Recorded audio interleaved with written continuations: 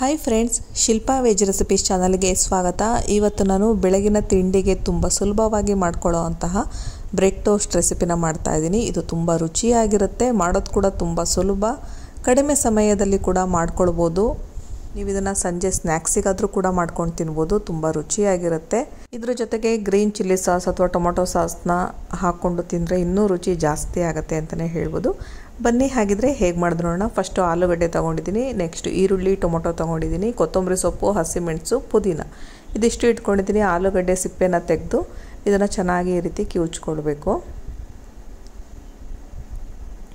ಈಗ ಸಾಮಾನ್ಯವಾಗಿ ದೋಸೆ ಎಲ್ಲ ಮಾಡ್ತೀವಿ, ಅಂಥ ಟೈಮಲ್ಲಿ ಒಂದು ಆಲೂಗಡ್ಡೆ ಉಳ್ಕೊಂಡಿರುತ್ತೆ, ಬೇಯಿಸಿರೋದು ಜಾಸ್ತಿ ಆಗಿರುತ್ತೆ. ಅಂಥ ಟೈಮಲ್ಲಿ ಕೂಡ ಅಷ್ಟೇ ಮಾಡ್ಕೊಳ್ಬೋದು. 4 ರಿಂದ 5 ಪೀಸು ಬ್ರೆಡ್ ಪೀಸ್ ಉಳ್ಕೊಂಡಿತ್ತು, ಅಂಥ ಟೈಮಲ್ಲಿ ಕೂಡ ಮಾಡ್ಕೊಳ್ಬೋದು. ಈಗ ಉಳಿದಿರೋ ಅಂತಹ ಐಟಮು ಈರುಳ್ಳಿ, ಟೊಮೊಟೊ, ಕೊತ್ತಂಬರಿ ಸೊಪ್ಪು, ಪುದೀನ, ಹಸಿಮೆಣಸು ಹಾಕಿದ್ದೀನಿ. ನೆಕ್ಸ್ಟ್ ಇದಕ್ಕೆ ರುಚಿಗೆ ತಕ್ಕಷ್ಟು ಉಪ್ಪನ್ನು ಹಾಕಿ, ನೆಕ್ಸ್ಟು ಇಲ್ಲಿ ನಾನು ಚಿರೋಟಿ ರವೆನ ಬಳಸ್ತಾ ಇದ್ದೀನಿ. ಒಂದು 3 ಟೇಬಲ್ ಸ್ಪೂನ್ನಷ್ಟು ಚಿರೋಟಿ ರವೆ ಬಳಸಿದರೆ ಸಾಕು. ನೆಕ್ಸ್ಟು ಒಂದು 3 ಸ್ಪೂನ್ನಷ್ಟು ಮೊಸರನ್ನ ಹಾಕ್ಕೊಳ್ತಾ ಇದ್ದೀನಿ. ಜೊತೆಗೆ ನಾನಿಲ್ಲಿ ಚಿಲ್ಲಿ ಫ್ಲೇಕ್ಸ್ನ ಕೂಡ ಹಾಕ್ಕೊಳ್ತಾ ಇದ್ದೀನಿ, ಕಾಳು ಮೆಣಸಿನ ಪುಡಿ, ಹಾಗೆ ಜೊತೆಗೆ ಜೀರಿಗೆನ ಹುರಿದ್ಬಿಟ್ಟು ಪುಡಿ ಮಾಡಿ ಇಟ್ಕೊಂಡಿದ್ದೆ, ಅದನ್ನು ಕೂಡ ಹಾಕ್ಕೊಳ್ತಾ ಇದ್ದೀನಿ. ಈಗ ಇದಿಷ್ಟನ್ನು ಹಾಕಿ ನೀಟಾಗಿ ಮಿಕ್ಸ್ ಮಾಡ್ಕೊಳ್ಬೇಕು. ಸಾಮಾನ್ಯವಾಗಿ ಬ್ರೆಡ್ ಟೋಸ್ಟ್ ಮಾಡುವಾಗ ನಾವು ಪಲ್ಯ ಥರ ಮಾಡ್ಕೊಳ್ತೀವಿ, ಈರುಳ್ಳಿ, ಟೊಮೊಟೊ, ಎಲೆಕೋಸು ಹಾಕಿಬಿಟ್ಟು ಪಲ್ಯ ಮಾಡ್ಕೊಂಡು ಮಾಡ್ತೀವಿ. ಬಟ್ ಈ ರೀತಿ ಮಾಡೋದು ತುಂಬ ಸುಲಭನೂ ಆಗಿರುತ್ತೆ, ರುಚಿಯಾಗಿ ಕೂಡ ಆಗಿರುತ್ತೆ. ಈಗ ಕಲಿಸ್ಕೊಂಡಾಗಿದೆ. ಈಗ ಬ್ರೆಡ್ ಸ್ಲೈಸಸ್ನ ಇಟ್ಕೊಳ್ತಾ ಇದ್ದೀನಿ. ಅದ್ರ ಮೇಲ್ಗಡೆ ಆಲೂಗಡ್ಡೆ ಕಲಸಿ ಇಟ್ಕೊಂಡಿದ್ನಲ್ಲ ಅದನ್ನು ಹಾಕಿ ನಿಧಾನಕ್ಕೆ ಪ್ರೆಸ್ ಮಾಡ್ಕೊಳ್ಬೇಕು. ಒಂದು ಸೈಡು ಹಾಕಿದ್ರೆ ಸಾಕು.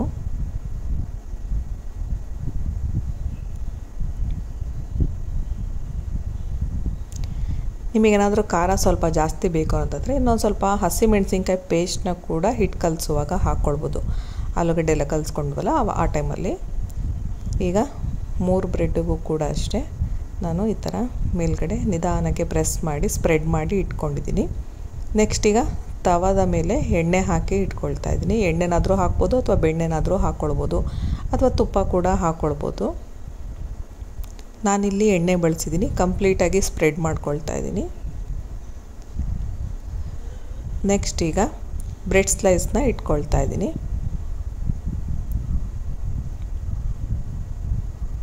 ಮೇಲ್ಗಡೆ ಕೂಡ ಸ್ವಲ್ಪ ಎಣ್ಣೆ ಹಾಕ್ಕೊಳ್ತಾ ಇದ್ದೀನಿ, ಯಾಕಂದರೆ ಮತ್ತೆ ನಾವು ಇದನ್ನು ಉಲ್ಟಾ ತಿರುಗಿಸಿ ಅದನ್ನು ಕೂಡ ಟೋಸ್ಟ್ ಮಾಡ್ಕೊಳ್ಬೇಕು. ಹಾಗಾಗಿ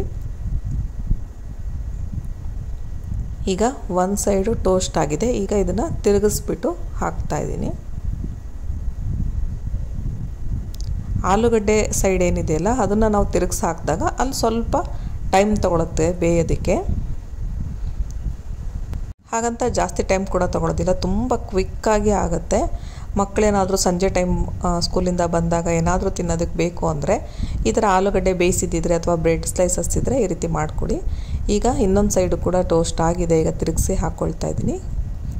ಈಗ ಕಂಪ್ಲೀಟಾಗಿ ಟೋಸ್ಟ್ ಆಗಿದೆ.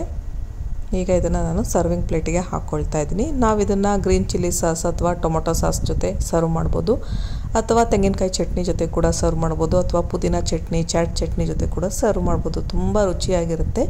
ಈಗ ಇದನ್ನು ಮಧ್ಯೆ ಕಟ್ ಮಾಡ್ಕೊಳ್ತಾ ಇದ್ದೀನಿ. ತುಂಬ ಕ್ರಿಸ್ಪಿಯಾಗಿ ಟೇಸ್ಟಿಯಾಗಿರುತ್ತೆ. ಒಮ್ಮೆ ನೀವು ಕೂಡ ಈ ರೆಸಿಪಿನ ಮಿಸ್ ಮಾಡದೆ ಟ್ರೈ ಮಾಡಿ. ನಿಮಗೆಲ್ಲ ಈ ವಿಡಿಯೋ ಇಷ್ಟ ಆಯಿತು ಅನ್ನೋದಾದರೆ ಲೈಕ್ ಮಾಡಿ, ಶೇರ್ ಮಾಡಿ ಹಾಗೂ ಸಬ್ಸ್ಕ್ರೈಬ್ ಮಾಡಿ. Thank you friends.